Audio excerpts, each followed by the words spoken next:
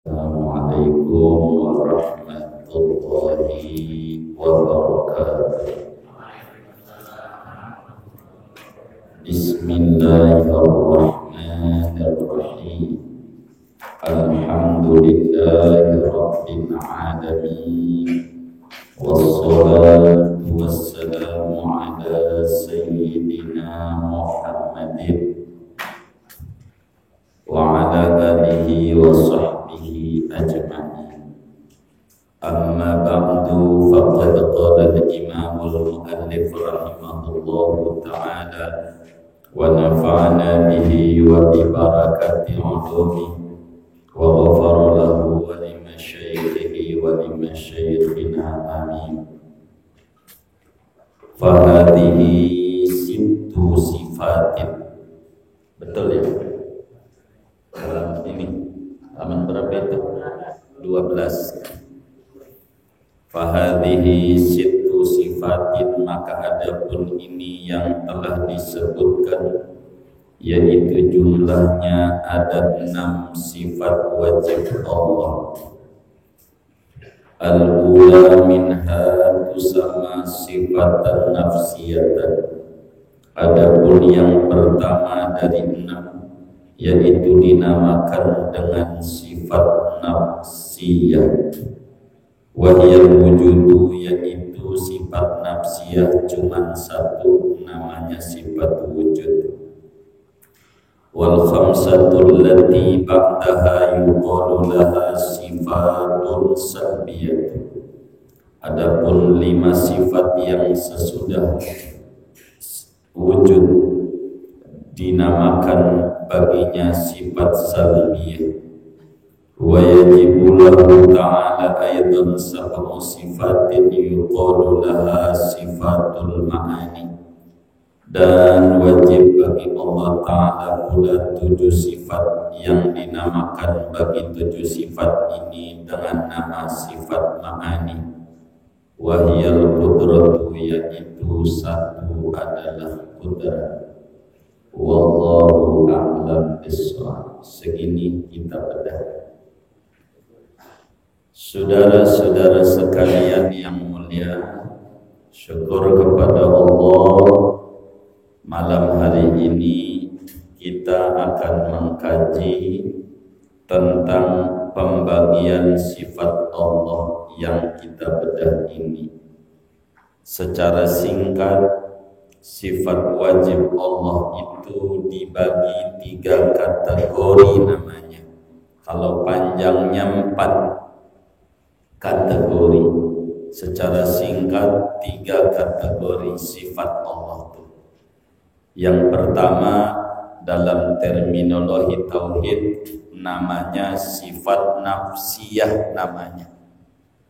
Yang kedua namanya sifat salbiyah namanya.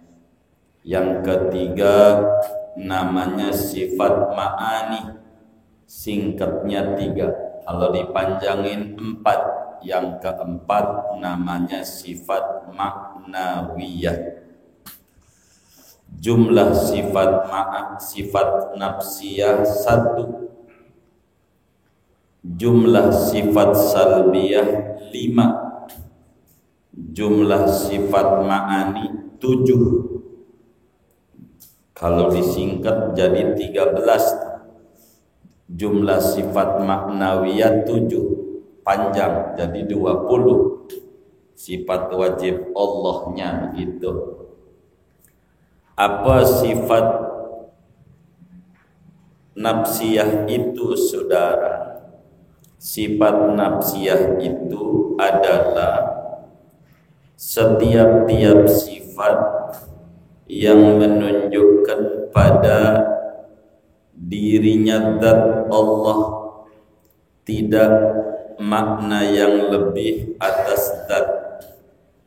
Itu namanya sifat nafsiyah. Kita nggak tahu ini nggak apa-apa sebetulnya, tapi karena kitabnya ditulis diterangin. Jadi sifat nafsiyah itu setiap sifat yang menunjukkan kepada diri zat tanpa makna yang lebih atasnya. Itu namanya sifat bangsa zat. Jadi kalau ngomong wujud, yang nampak mawujud, Allah yang bersifat wujud, itu disebut sifat nafsiyah namanya. Begitu. Artinya wujud itu jadi amrun i'tibari yang manusia paham dalam hati, di hatinya paham, dimengerti, melebihi apa daripada zat. Contoh ini. Ini biji saya ini ada dua. Ada zat, ada sifat. Coklat namanya sifat, biji namanya zat. Jadi yang namanya coklat ini sifat yang menunjukkan pada zat biji, tidak lebih dari itu. Kalau ngomong biji ada, yang kelihatan bijinya, sifatnya mah enggak kelihatan biji, tapi paham pada biji ini ada dua, ada zatnya, ada sifatnya. Zatnya benda biji, sifatnya warna coklat. Yang kelihatan ya biji. Begitu, namanya disebut sifat nafsiyah namanya.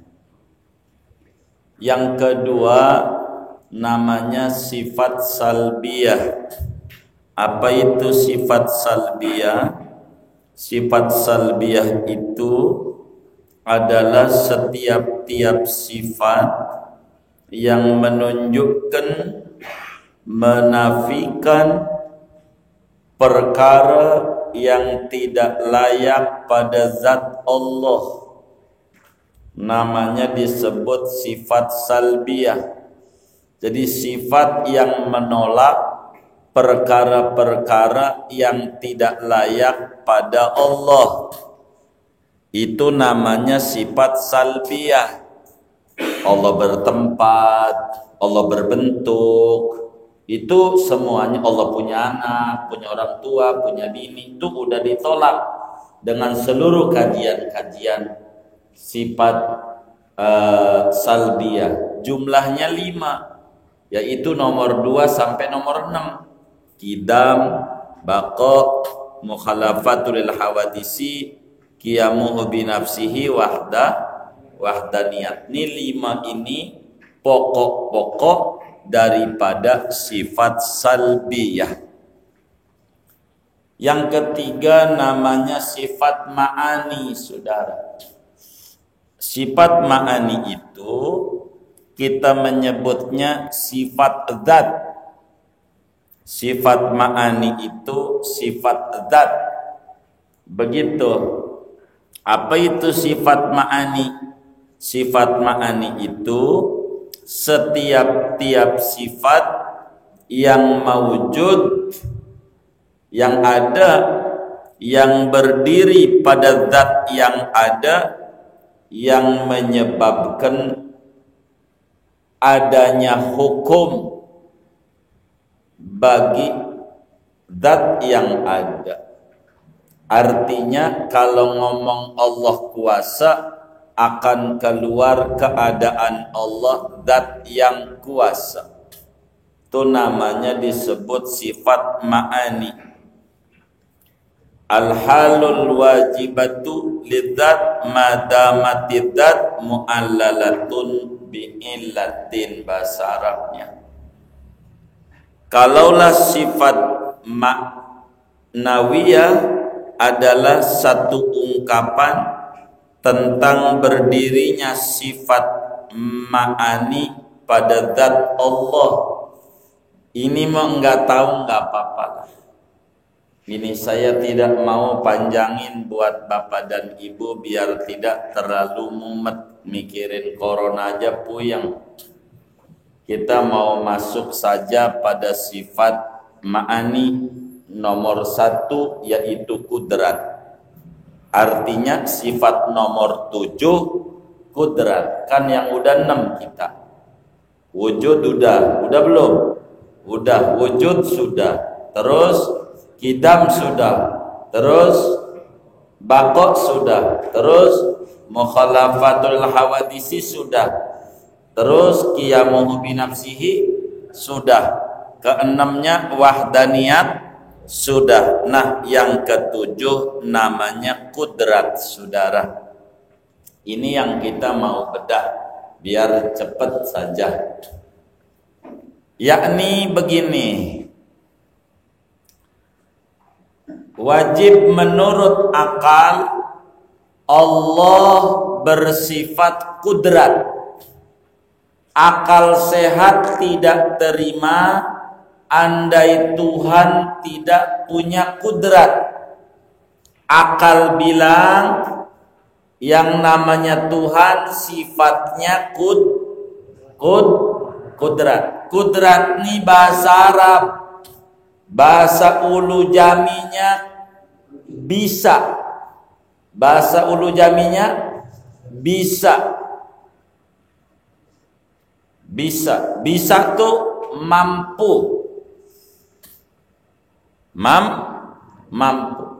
Kalau ngomong bisa, takut anak muda bilang kalau Anda ketemu ular kobra jangan dipentung, jangan. Kata anak muda, kalau ketemu ular kobra jangan digebuk. Begitu. Kenapa? Kasih pekerjaan saja dia. Sebab ular kobra mah punya bisa. Begitu kata dia. Nah, bisa ini bukan bisa tadi, bukan. Gitu. Racun dia. Kudrat bahasa ulu jaminya bisa tuh bahasa ulu jaminya mampu tuh bahasa ulu jaminya kuasa. Kuasa tuh apa? Kuasa ini maksudnya bisa mengadakan yang belum ada menjadi ada. Itu Allah.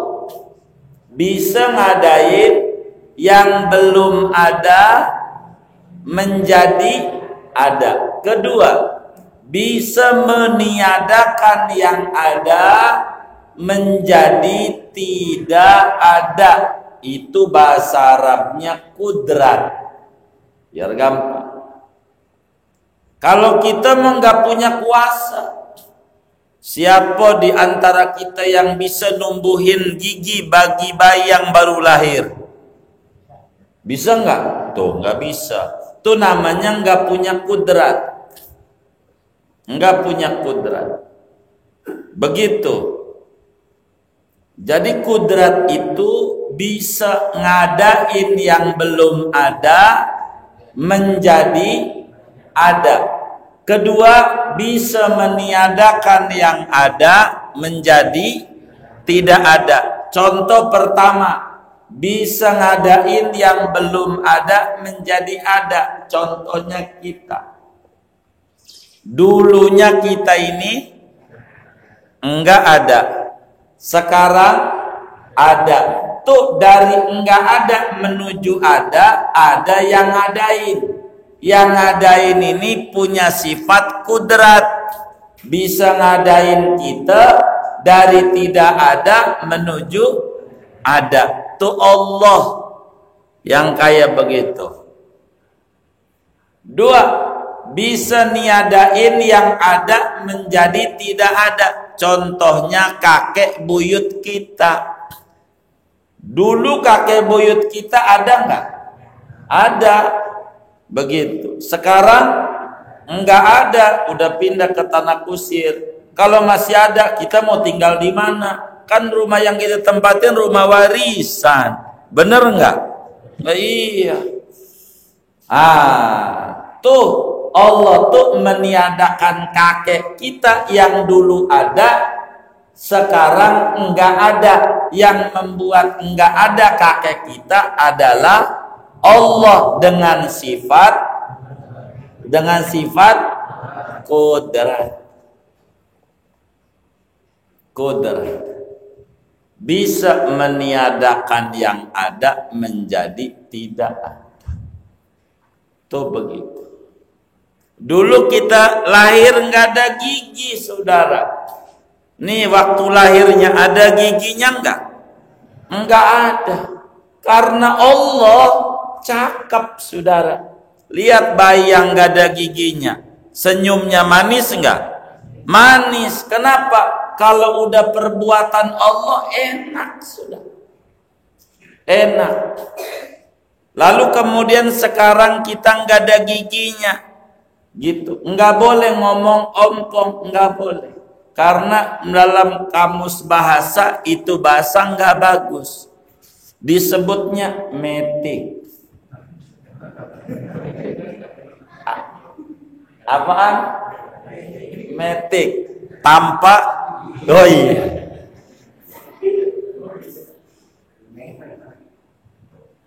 Itu dari ada gigi, enggak ada gigi. Meski Allah yang meniadakan, sababnya kita. Maka pas udah ompong jelek kita. Karena ada sebabiah kita. Yaitu memakan barang yang dilarang oleh agama. Menyebabkan gigi kita rontok.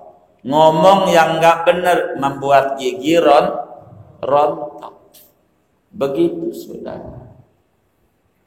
Jadi Allah tuh kuasa. Agama mewajibkan manusia yang umurnya 15 tahun ke atas, akalnya sehat, wajib yakin, seyakin-yakinnya di dalam hati kita bahwa Allah memiliki sifat namanya kudrat. Wajib yakin. Oleh karena agama yang wajibin beresiko.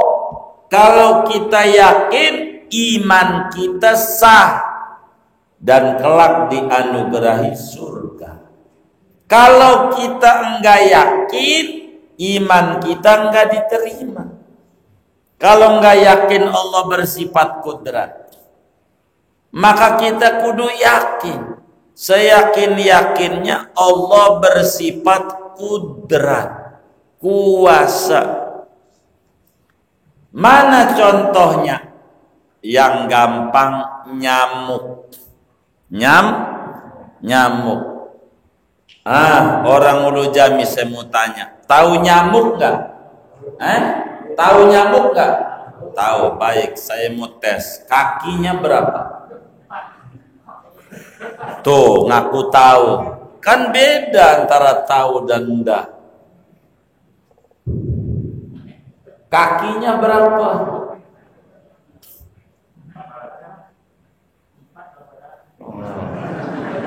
Benar kalau nggak salah.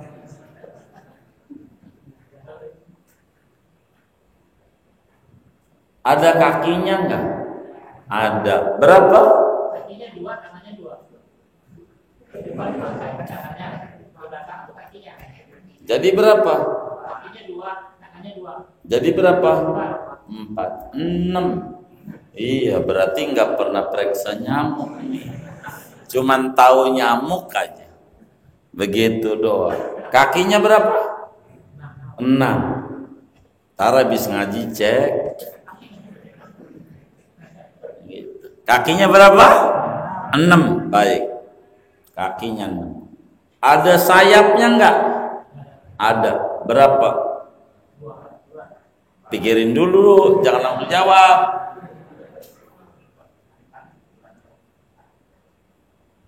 Halo, ini melotot paham gak ini?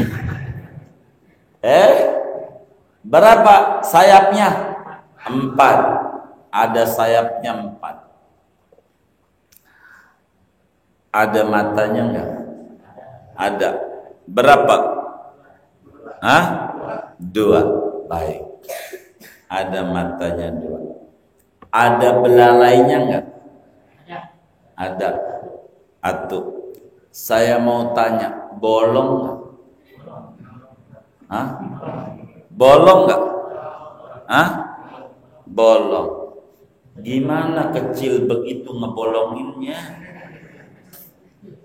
Kecil bolong. Allah mah kudrat, Allah mah kuas. Kecil begitu bolong.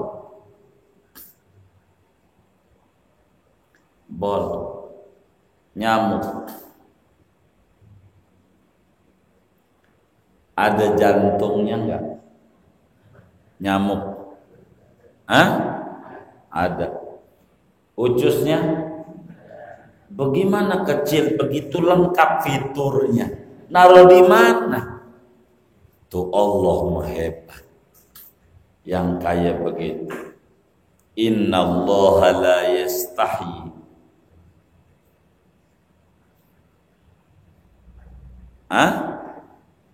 Innallaha la yastahi an yadriba masalamma ba'udatan fama. Allah enggak malu membuat nyamuk kecil kayak begitu. Kecil hebat. Matanya dua. Mata nyamuk sama mata kita gedean mana? Kita. Dokter kalau mau ngoperasi nggak cukup lampu kayak yang di Xiaomi ini, nggak cukup, kudu ditambahin banyak kalau mau operasi. Dokter itu nyuntik masukin jarum masih salah, yang matanya gede kayak begini. Tuh dokter, nyamuk matanya gede apa kecil? Kecil. Jahatnya manusia, udah nyamuk tuh kecil matanya, malam-malam lampu dimatiin, gelap nggak? Ya Allah, kata nyamuk, kejem amat, mata gua kecil, pakai dimatiin lagi. Begitu. Udah dimatiin, pakai autan. Ya Allah manusia, kata nyamuk, kejem amat, bunga lavender. Begitu. Jadi makannya bagaimana? Udah dia lampu mati, pakai autan, pakai selimut lagi. Coba kejem gak manusia? Kata nyamuk, astagfirullahaladzim, ini manusia kayak gini aman. Tapi lah nyamuk enggak begitu. Dia bilang, Tuhan gue kuasa. Lu boleh matiin lampu, lu boleh pakai autan 7, pakai selimut 7, kayak terserah. Tuhan saya kuasa. Maka karena Allah kuasa, tuh nyamuk dibisikin nama Allah. Lu kasih suara di kupingnya. Di kupingnya. Iya, uang. Itu selimut dibuka apa kita? Dasar nyamuk. Dibuka, kata nyamuk, udah kebuka sekarang. Begitu. Bunyi lagi, uang, marah kita. Kalau marah, pembuluh darah kita melebar, gampang gigitnya, kenyang. Maka sekarang banyak nyamuk. Ada enggak? Tuh, karena nyamuk yakin Allah mau kuasa. Begitu. Allah kuasa. Begitu. Tuh nyamuk yakin Allah kudrat sifatnya. Di atas nyamuk ada cicak. Tahu cicak kan? Baik. Makanannya apa? Oh, nyamuk. Cicak punya sayap enggak? Bisa terbang enggak? Enggak. Nyamuk bisa. Kata cicak, gimana saya makannya? Mana rezeki saya bisa terbang? Saya kagak bisa terbang, bisa modar saya ini. Enggak. Cicak yakin Allah kuasa. Maka nyamuk habis gigit si Udin, mencelok di tembok dekat cicak. Emang rezeki enggak kemana? Kata cicak, hidup habis sekarang cicak. Masa kita yang ada tangan, ada kaki, kontrakan biar kata dikit punya, bingung hidup, kalah imannya sama cicak. Begitu. Mantap. Enggak bingung. Kenapa? Allah bersifat qudrat. Dalam Al-Quran Allah nyatakan innallaha ala kulli syai'in qadir. Allah itu kuasa, apa saja bisa. Yang kaya jadi miskin bisa enggak? Bisa. Maka jangan sombong tuh si kaya. Yang miskin jadi kaya bisa enggak? Bisa. Maka jangan pesimis si miskin. Jangan. Yang sakit bisa sehat, bisa enggak? Allah kuasa. Jangan pesimis jadi orang sakit. Gantungin sama yang punya kudrat. Yang sehat dibikin sakit, bisa enggak? Jangan sombong kesehatannya itu. Karena Allah bersifat kudrat. Maka Allah kuasa sudah. Kuasa. Karena itu sesudah kita memahami dan mengerti bahwa Allah Subhanahu wa ta'ala bersifat kudrat, maka kita harus pahami tentang hakikatud dunia, saudara. Sesudah kita yakin Allah kuasa, kita kudu paham tentang dunia yang sekarang kita berada. Pahami benar. Kalau pengen enak terus enggak ngalamin susah sedikit pun, namanya surga. Namanya surga. Kalau di surga enak terus, kagak ada susah. Kalau ada tempat susah terus kagak ngalamin seneng barang dikit, itu namanya neraka. Neraka itu isinya kesusahan, enggak ada senengnya barang dikit. Dan kita bukan di neraka dan bukan di surga. Kita sekarang berada di dunia. Kalau ngomong dunia, ada seneng, ada susah. Jadi kalau susah biasa. Kenapa biasa? Karena di dunia. Kalau seneng biasa. Kenapa? Dunia mah ada seneng, ada susah. Itu biasa. Dan yakini karena dunia sifatnya sementara, susah kita juga jangan dianggap abadi. Jangan. Kalau kita ngalamin gak punya duit sementara. Kalau kita ngalamin punya duit juga sementara. Dunia sifatnya sementara. Maka orang yang sudah mengkaji sifat kudrat akan timbul di hatinya keyakinan bahwa dia masih hidup di alam dunia.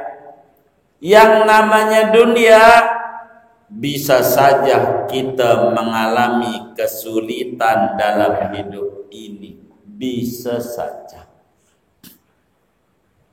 Ngalamin kesulitan hidup. Mungkin saja.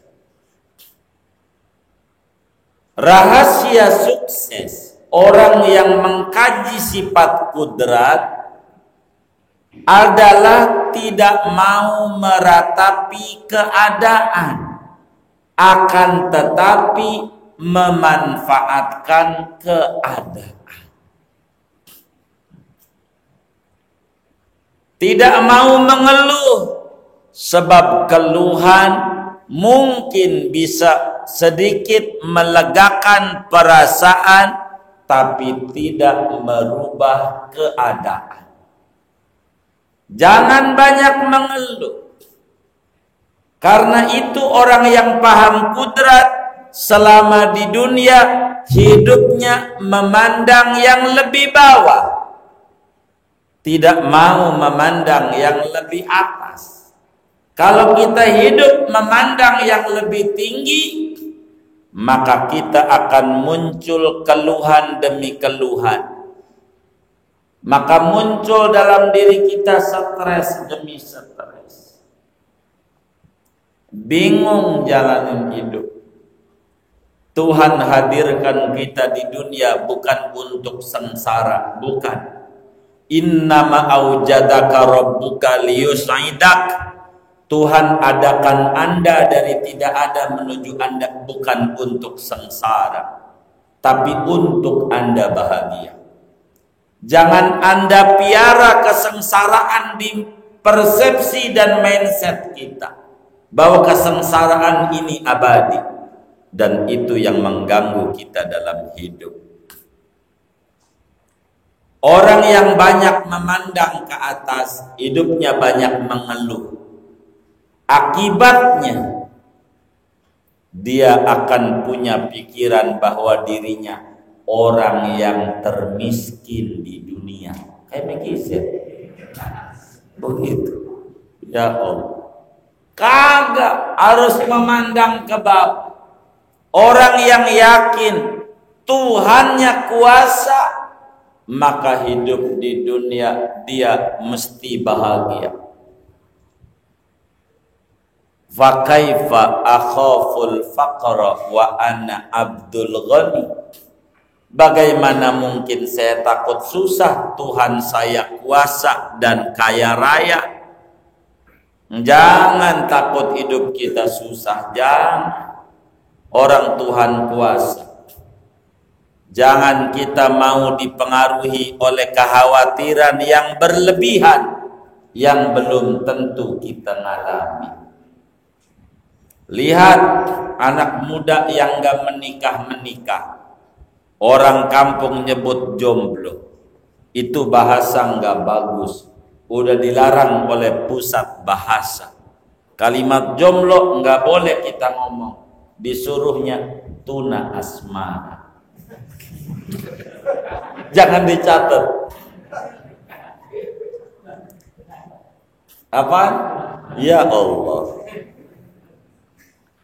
Ada anak muda belum menikah, dia mikir kalau gua menikah nyewa gedung RW, punya teman kita karena kita yang ngusung tuh RW, paling enggak 2 juta. Habis itu ngontrak di Ulu Jami, paling enggak sebulan berapa? 800. Kalau enggak buru-buru hamil, kalau mau ke dukun beranak mendingan, kalau ke rumah sakit Pertamina berapa? Kalau lahirnya normal, kalau sesar berapa? Kalau mau susu formula yang murahan, kalau Nutrilon sama Bebelak berapa? Kalau ini yang model begini bakal nikah enggak? Kagak. Kebanyakan mikir. Hidup biasa aja.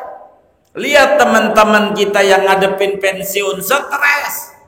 Dia nggak lihat tetangganya tuh yang udah pensiun 20 tahun yang lalu. Biasa aja. Masa kita baru mau pensiun stres? Kenapa? Tauhid kita kurang. Seakan-akan kantor adalah Tuhan yang ngasih rezeki sama kita. Kalau keluar dari kantor modar kita. Kurang percaya sama Allah Subhanahu wa ta'ala yang punya sifat kudrat. Banyak orang yang nggak kerja di kantor hidup juga. Engkong-kong kita kantor juga kagak ngerti, SD aja kagak lulus. Engkong-kong kita bener nggak? Belum pernah makan bangku sekolah. Makan bangku sekolah nggak engkong kita? Kagak. Yang makan bangku sekolah rayap. Apaan? Rayap.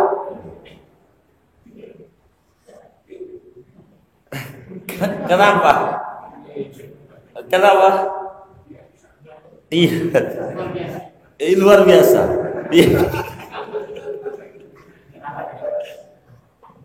Begitu saudara.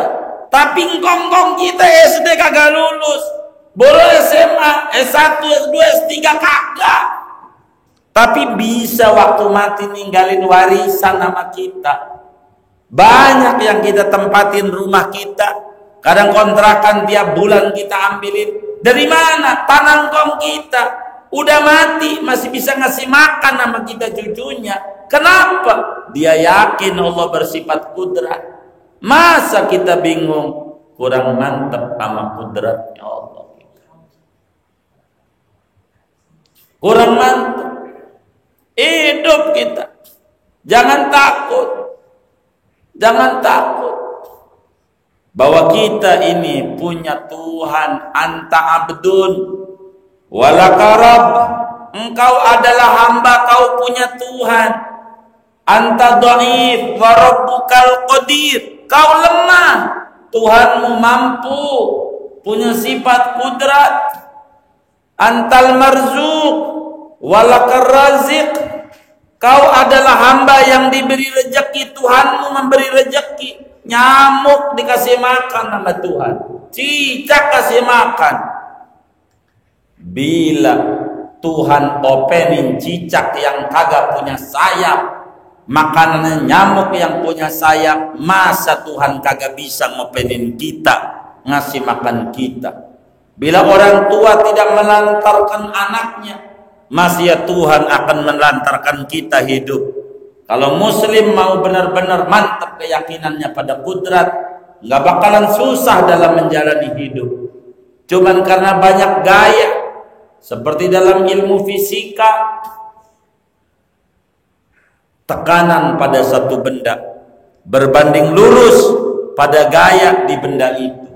Makin tinggi gaya, makin banyak tekanan pada satu benda. Antara bola kasti sama bola sepak, lebih kencengan bola sepak tekanannya. Kenapa? Gayanya lebih banyak di bola sepak. Begitu dalam ilmu tauhid. Tekanan hidup itu berbanding lurus dengan gaya hidup. Makin tinggi gaya hidupnya, makin banyak tekanan-tekanan hidupnya pada diri. Biasa aja. Yang orang punya, suatu saat kita punya. Tunggu aja waktunya. Jangan kita mengejar yang belum waktunya. Sholat subuh aja nanti kita belum diwajibin, belum ketemu fajar. Sholat dohor belum diwajibin, belum ngalamin dohor. Maka jangan kita memikirkan yang jauh. Akibatnya kita melupakan nikmat yang ada. Kita memikirkan ntar kalau pensiun bagaimana, nikmat sekarang aja nikmati, syukuri. Maka orang yang belajar tauhid dengan belajar sifat kudrat, konsep hidupnya, sedikit disyukuri, banyak dinikmati. Sedikit disyukuri, banyak dinikmati. Jangan sedikit dikeluhin, banyak baru disyukuri. Enggak benar orang belajar tauhid kayak begini. Kita hidup tak pantas untuk mengeluh. Punya Tuhan. Man asbaha wa huwa yashku dhaiqa ma'isyatihi fa ka'annama yashku rabbahu. Siapa orang ngalamin hari, mengeluh di hari itu, sebetulnya dia lagi jelek-jelekin Tuhan. Padahal nikmat yang diberikan pada dirinya banyak. Hidup adalah nikmat, sehat juga nikmat, bini kita ngerti sama kita juga nikmat. Enggak kayak bininya orang-orang, bang, apaan? Lo pulang gojek bawa duit berapa? 20.000. Astagfirullahaladzim, bang 20.000. Mau makan apa hari ini lu kasih gua 20.000? Gua mah kagak ngerti, lu pulang lagi kerja lagi dah. Terserah lu duit apa kayak, mau duit setan kayak, duit jin kayak, yang penting lu pulang bawa duit. Gua nggak mau 20.000. Yang kayak begitu pegal, punya bini kayak begitu ngomel mulu. Yang kayak begitu karena bininya nggak belajar tauhid. Ada yang bininya ngomel-ngomel? Nggak ada, alhamdulillah. Yang baju apa ini? Yang baju apa? Ya Allah. Begitu. Kalau orang bertauhid, bang, apaan? Bawa duit berapa? 20.000. Alhamdulillah bang. Yang penting lo sehat. Daripada tetangga gue dapat duit 25 juta dari jasa raharja, kan mati. Bener gak? Mendingan 20.000 sehat, besok bisa dapat duit. Tuh orang soleha mau begitu enak. Kalau bininya ngomel mau gue kagak ngerti lu besok kerja lu bawa duit dah 2 juta gue kagak mau tahu. Maka laki mikir panjang. Akhirnya besok beneran Allah ijabah kasih duit 2 juta. Baru tuh bini ngomong, bang mau makan apa opor ayam?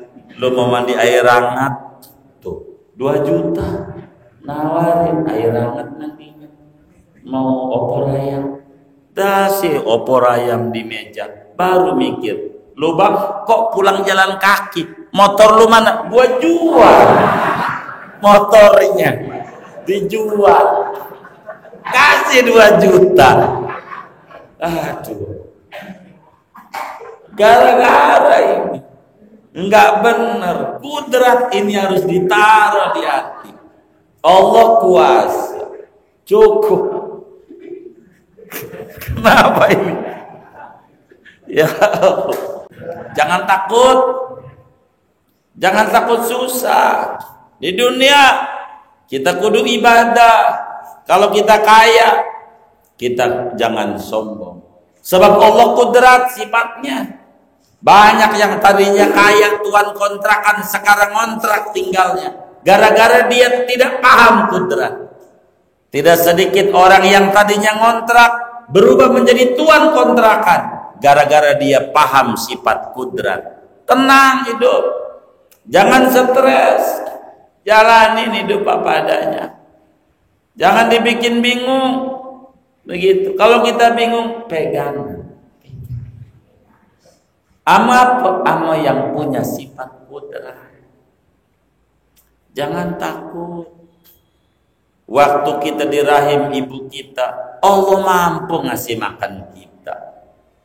Apa letah lagi kita di dunia yang sebentar. Orang gak bakalan mati sebelum rezekinya habis. Bila Anda masih hidup, rezeki Anda masih hidup, masih banyak. Jangan takut, jalanin hidup apa adanya. Yang penting jangan berlebihan. Jangan maksa-maksain diri.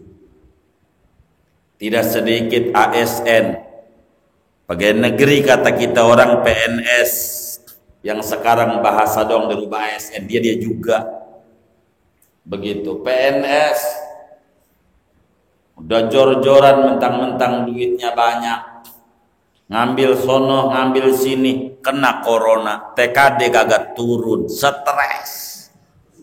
Gara-gara apa? Gara-gara berlebih. Jangan, kita normal saja itu. Rumus orang yang belajar kudrat yang dipunyai orang suatu saat kita punya. Yakin itu. Harus mantap. Karena itu orang yang paham kudrat enggak pernah mempertanyakan kekuasaan Allah. Tuhan, kenapa gua miskin? Enggak pernah. Orang yang belajar kudrat, yang muncul di hatinya, apa yang mesti saya lakukan dalam kondisi miskin kayak begini, maka berkarya. Orang-orang berkarya, inilah yang paling penting. Nabi Muhammad anak yatim, sukses, yakin Allah bersifat kudrat, piatu lagi. Imam Syafi'i anak yatim, bapaknya mati duluan, sukses karena yakin Allah bersifat kudrat. Syekh Abdul Qadir Al-Jilani anak yatim, sukses. Imam Ghazali anak yatim, sukses. Kenapa? Gantungnya sama Allah. Jangan kita bergantung pada jabatan, karena jabatan bakal lengser kita. Jangan bergantung sama kekayaan orang tua, dia mati bakal dibagi sama saudara-saudara kita yang lain. Tapi bergantung sama Allah. Dan ini yang harus ditanamin di dalam hati bagi orang yang belajar sifat kudrat. Kita ini kemudian kuat ngaji kayak begini karena Allah kuasa. Sama kok kita yang ngaji sama yang enggak ngaji sehari 24 Sama apa beda? Dia nggak dikasih kuat, kita kasih kuat. Yang hebat Allah yang gerakin kita ngaji.